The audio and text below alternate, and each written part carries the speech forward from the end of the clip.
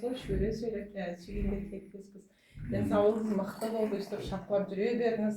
Сіз барда біз өзіңізді бала болып сезінеміз. Өстіп шапқылап жүре беріңіз.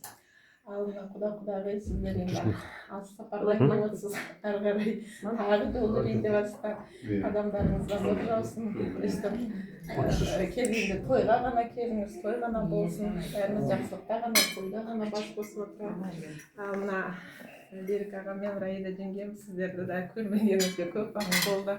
Сіздерге де кейтімін әні-міне дегенше таңғалып отырдым. Балам қаншада 25-ке келді десем, ойбай дейді, мен өзіңіздің балаңыз десем 16-ға келді дейді енді. Жас келіп жатыр ғой деп. Сол өстіп ұлымыздың, ініміздің несінде тойында бас қосайық. Той ғана болсын, жақсылық болсын. Айтқан десін, амин. Ал енді ол Равшан сіңірім өзімнің. Ал не айтамын саған, сен де келін болғансың, немерелі болғансың, бәрі құтты болсын. Енді өстіп ертең тойға аман-есен барыз, тойды күшлетіп, тойлатып, наймандарды бір шулатып қайтайық. Жақсылық қана болсын. Ал інім, ертең тойда жүрейік бәріміз. Ал енді Гүлнұр мен Бейбітке айтарым, құтты болсын. Енді әкемет қой, бірақ енді болайын деп жатқан емес қой.